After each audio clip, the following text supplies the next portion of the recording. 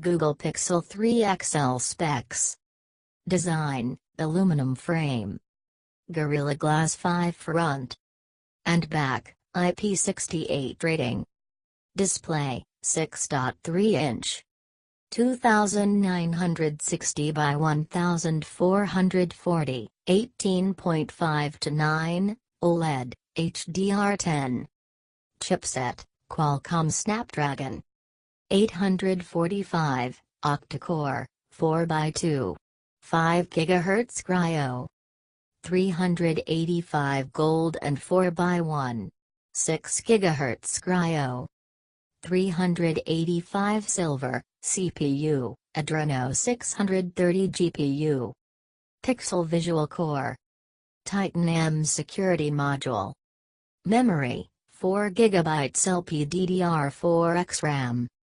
64 128 of a gigabyte storage. Connectivity: 4G LTE, dual band. Wi-Fi 802.11 acres, Bluetooth 5.0. GPS/GLONASS/Galileo/BAID. NFC, USB-C 3.1 Gen 1. Rear camera, 12.2 MP f1.8. Dual pixel DAF, OIS, dual. LED flash, 720p 240/1080p 120/4K 30 video. Front camera, 8MP f1.8 telephoto. 8MP f2.2 wide angle, 1080p 30 video. Battery, 3430 mAh, 18 watts charger. Qi wireless charging support. OS, Android 9 Pie. Miscellaneous, rear-mounted fingerprint sensor. Front-facing stereo. Speakers, active. Edge squeeze sensors. Apart from that, we don't see a lot to complain about. On paper, the Pixel 3 XL comes across as a proper flagship smartphone.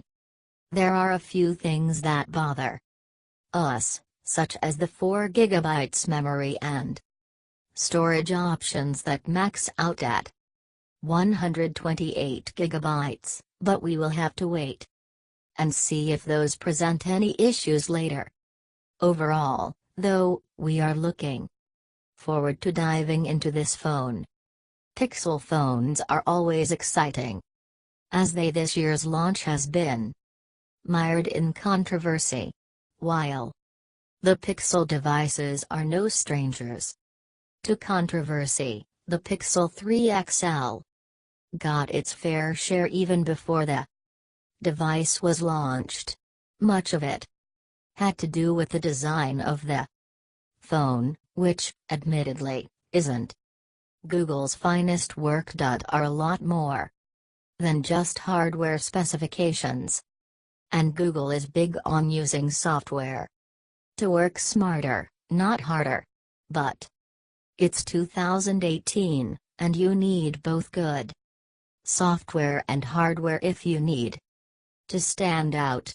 And considering the price Google charges for these things, we hope the Pixel 3 XL blows us away on both fronts. Anyway, enough introductions. It's time to take it up a notch. Sorry, we had to. Unboxing. The Pixel 3 XL packaging comes with all the essentials, and a few extras. Apart from the phone, you get an 18 watts fast charger that supports USB power delivery standard. The cable uses a USB-C connector on both ends, so you might need to buy a separate cable for connecting to a computer. In fact, we recommend you do so, as the cable Google provides is only USB 2.0, and a USB 3.0 cable will let you get the highest file transfer speeds that the phone is capable of. Apart from those, the phone also Comes with a pair of USB-C earbuds. And Google also throws in a USB to 3.5mm audio adapter, considering there isn't a headphone jack on the phone. You also get a USB-C to USB-A adapter, which is primarily meant to plug in other phones into the Pixel to transfer files, but can also be used as an OTG adapter for other accessories. Lastly, there are Google and Team Pixel stickers also in the package, along with the usual set of manuals. Disclaimer: you might notice that this review is shorter than usual and doesn't include some of our proprietary tests.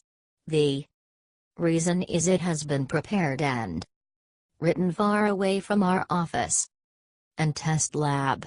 Still, we think we've captured the essence of the phone in the same precise, informative and detailed way that's become our trademark. Enjoy the good read. Design. The Pixel 3 XL has a modern design for a 2018 smartphone, although Google has taken a few liberties with it, much to the disapproval of people. The double whammy of a notch and a thick chin seems to be the reason for displeasure in most people, and we have to agree, at first glance, it doesn't look pretty. To be fair, at second glance it doesn't get any better either. Having said that, after having used the phone for several weeks, not only did we get used to the design, we don't even notice it anymore once you start using the phone factor. But otherwise, the Pixel 3 is every bit as powerful as the XL. It packs the same Snapdragon 845 chipset, TCH, let alone the chin at the bottom. Unlike the smaller Pixel 3, the Pixel 3 XL has a notch at the top of the display, which is dramatically taller than on most phones and takes 2 lines worth of space on the display. Below the display is a thick bezel that is roughly the same thickness as the notch above. Besides, the notch is deeper for a reason, and that's due to the presence of dual cameras, a large loudspeaker, ambient light sensor and the proximity sensor being crammed in. The chin could have been thinner, but we believe Google wanted it to be roughly the same height as the notch, so content placed between the two would look equidistant from the sides. Overall, it's not a pretty phone, and it doesn't necessarily grow on you, either. But you stop noticing it after a while, so it's really okay. Moving on from the front of the phone, the Pixel 3 XL has aluminum sides that are painted on in a glossy finish. The paint hides any antenna lines, and the glossy finish matches the glass on the front and the back. On the right are the power and the volume buttons. As usual, Google places the power button above the volume buttons, which is the exact opposite of how most other Android manufacturers do it. We prefer it the other way around, as we use the power button a lot more often and would thus like to have it below, where it is more easily accessible. It also makes taking screenshots easier, as you can pretty much do it with one thumb. The white and pink versions of the phone also have a colored power button. The white model has a mint green button, while the pink version has a darker pink button. The black model comes with just a black button. We like the colored power button but preferred the bright orange from last year's white Pixel 2 XL over the green on this year's model, as that stood out more. The back of the phone is its best side, and not just when compared to the front. This year, instead of having a dual glass and metal back, Google has ditched the metal altogether and gone with a single large sheet of glass. However, to keep the signature two-tone finish of the previous models, the lower part of the glass that would have previously been metal is etched, which gives it a different look and texture that is reminiscent of aluminum. The other sides of the phone don't have much happening. The left side is left blank and the top only has a microphone. On the bottom is the USB-C connector along with a tray for a single nano SIM. The SIM tray does not sit flush with the body and sticks out ever so slightly, even when pushed all the way in, which can both be seen and felt. We really wish Google had tighter tolerances for these things considering the price of these phones. We don't suspect it will cause any issues with water ingress, but it is an eyesore. Follow us. Google search. www.googlesearch.co.in. Facebook/blog2 page/ www.facebook.com web link. Twitter.com/blog2bebt.